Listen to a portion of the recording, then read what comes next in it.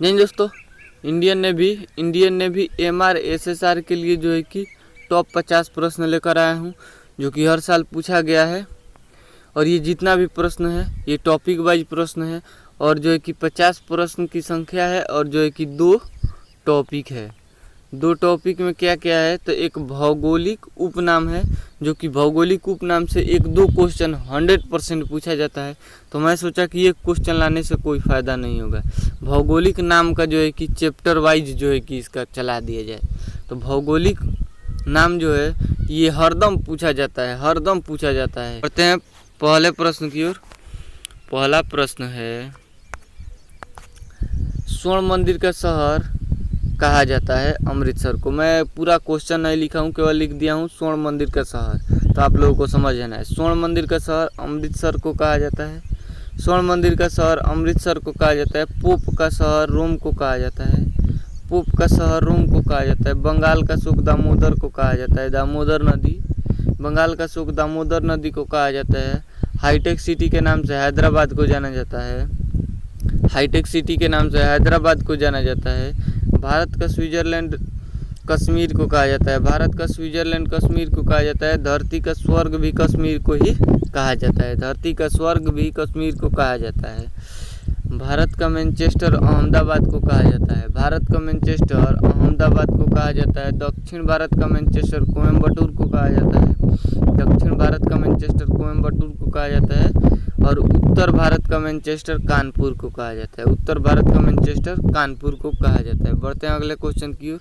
ये जितना भी प्रश्न है ये जो है कि इम्पोर्टेंट प्रश्न है, ये हर साल जो है कि पूछा गया है, इसलिए जो है कि इस क्वेश्चन को किसी प्रकार से जुटाकर मैं इकट्ठा करके लाया हूँ। और जो है कि अगला है, श्वेत नगर के नाम से बेलग्रेड को जाना जाता है। श्वेत नगर के नाम से बेलग्रेड को जाना जाता है। चीन का शोक हंगो नदी को कहा जाता है।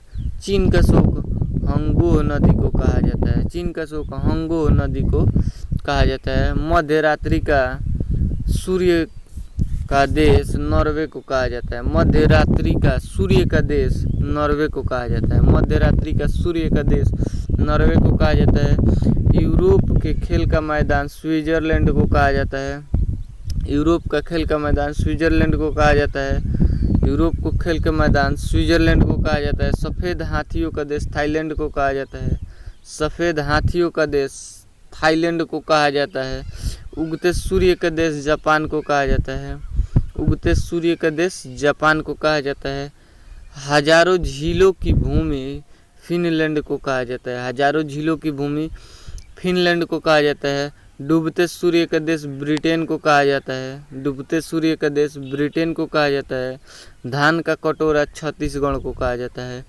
धान का कटोरा छत्तीसगढ़ को कहा जाता है। बढ़ते हैं अगले क्वेश्चन की ओर। अगला क्वेश्चन होने वाला है, विश्व का चीनी का कटोरा क्यूबा को कहा जाता है। विश्व का चीनी का कटोरा क्यूबा को कहा जाता है। भारत का पेरिस जयपुर को कहा जाता है। भारत का पेरिस जयपुर को कहा जाता है। गुलाबी शहर के नाम से जयपुर को जाना जाता है। गुलाबी शहर के नाम से जयपुर को जाना जाता है। गुलाबों का शहर चंडीगढ़ को कहा जाता है। गुलाबों का शहर चंडीगढ़ को कहा जाता है। भारत का पीटर्सबर्ग जमशेदपुर को कहा जाता है। भारत का पीटर्सबर्ग जमशेदपुर को कहा जाता है। भारत का पीटर्सबर्ग जमशेदपुर को कहा जाता है।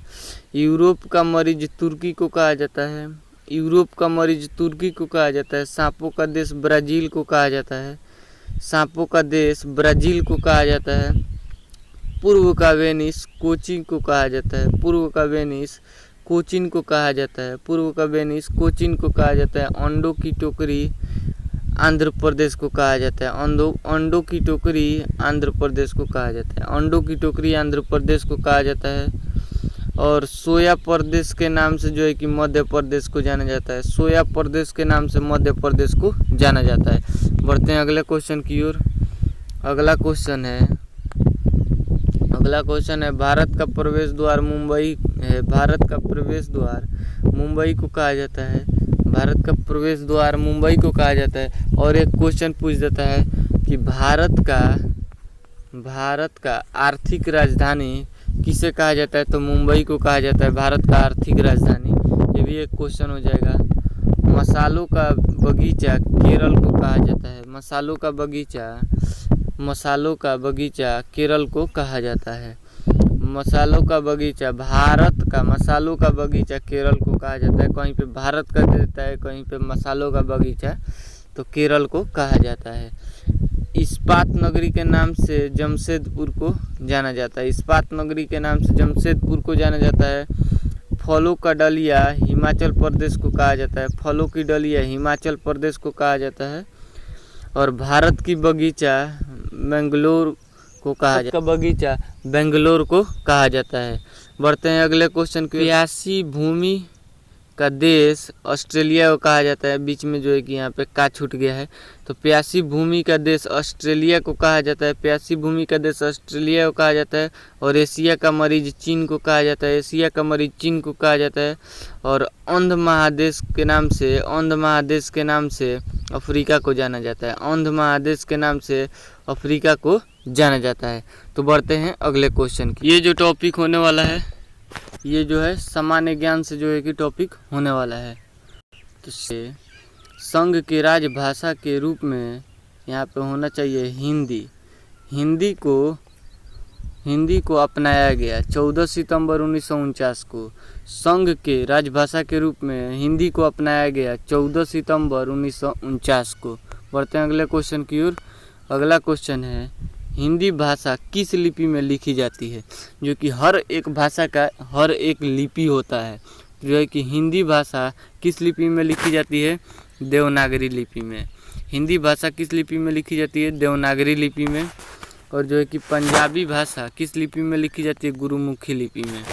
पंजाबी भाषा किस लिपि में लिखी जाती है? गुरुमुखी लिपि में। उसके बाद जो है कि राजभाषा आयोग का गठन किया गया 1955 में। राजभाषा आयोग का गठन किया गया 1955 में। संस्कृत व्याकरण के जनक पाणिनि हैं। संस्कृत व्याकरण के जनक कौन है? पाणिनि।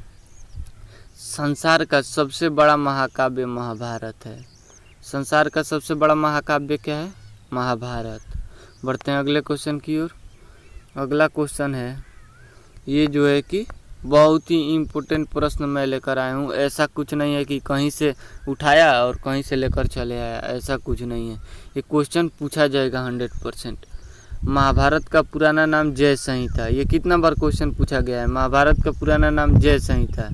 ये भी कितना बार पूछा गया है? संसार का सबसे बड़ा महाकाव्य महाभारत है। और जो है कि महाभारत का पुराना नाम जय संहिता। महाभारत के रचयिता जो है कि वेद व्यास हैं। कहीं पे दैपैद वेद व्यास लिख दिया जाता है, कहीं पे केवल वेद व्यास लिख दिया जाता है। भारत का शेक्सपियर कालिदास। इसी क्वेश्चन को भी कितना बार रिपीट किया गया है? आप अगर क्वेश्चन देख लिए होंगे प्रीवियस ईयर का तो आपको अंदाज़ा लग ही जाएगा। भारत का शेक्सपियर कालिदास को कहा जाता है। भारत में आधुनिक शिक्षा के जन्मदाता कहा जाता है चार्ल्स ग्रांट को 1792 में। भारत में आधुनिक शिक्षा के जन्मदाता चार्ल्स ग्रांट को कहा जाता है 1792 में। जो है कि ये जो है आधुनिक शिक्षा इस समय भारत का चल रहा है, वही आधुनिक शिक्षा का जो है कि जनक चार्ल्स ग्रांट को 1792 में किया था। उसे आधुनिक शिक्षा का जनक कहा जाता है। कलम का सिपाही मुंशी प्रेमचंद को कहा जाता है। कलम का सिपाही मुंशी प्रेमचंद को कहा जाता है। कलम का सिपाही मुंशी प्रेमचंद को कहा जाता है। बढ़ते हैं अगले क्वेश्चन की ओर। अगला क्वेश्चन होने वाला है जो है कि ये है, वेटिकन सिटी में मान्य है सभी भाषा। वेटिकन सिटी में मान्य है सभी भाषा। आप लोगों को पता होगा वेटिकन सिटी जो है एक देश है जो कि दुनिया का सबसे छोटा देश है। इसमें जो है कि सभी देश का भाषा जो है मान्य है। बढ़ते हैं अगले क्वेश्चन की ओर। अगला क्वेश्चन होने वाला है, दुनिया का प्रथम विश्वविद्यालय नालंदा विश्वविद्यालय है। दुनिया का प्रथम विश्वविद्यालय नालंदा विश्वविद्यालय है। और भारत का केंद्रीय बैंक भारतीय रिजर्व बैंक है। भारत का केंद्रीय बैंक भारतीय रिजर्व बैंक है। तो जो है कि प्रश्नों की संख्या 50 था, जिसमें 2 टॉपिक था, एक उपनाम से संबंधित था और एक जो है कि सामान्य ज्ञान से संबंधित था। तो ये जितना भी प्रश्न है इम्पोर्टेंट प्रश्न है, आप कॉपी पर लिख लीजिएगा तो आपको ज़्यादा अभ्यास बनेगा। जो कि आप कॉपी पर लिखिएगा तो जो है कि आपका माइंड जो है 100% जो है कि आप बार बार किसी भी चीज़ को लिखते हैं तो आपके माइंड में सेट हो जाता है। तो इसको जो है कि कॉपी पे लिखने का प्रयास ज़रूर कीजिएगा। और जो है कि चैनल को भाई लाइक और सब्सक्राइब 100% कीजिएगा। लाइक और सब्सक्राइब कीजिएगा और कमेंट में अपना कमेंट और अपने हिसाब से जो है कि कमेंट लिखिएगा। आपको पीडीएफ का ज़रूरत है तो आपको पीडीएफ प्रोवाइड कराया जाएगा। ये जो पीडीएफ आपको मिलेगा, ये पीडीएफ रहेगा जो है कि चैप्टर वाइज पीडीएफ रहेगा। जैसे उपनाम हो जाएगा, ये जो है कि सामान्य ज्ञान से हो जाएगा, जैसे आधुनिक इतिहास से हो जाएगा, प्राचीन इतिहास से हो जाएगा, ऐसे ऐसे जो है कि प्रोवाइड किया जाएगा। तो मिलेंगे नेक्स्ट वीडियो में, तब तक के लिए जय हिंद।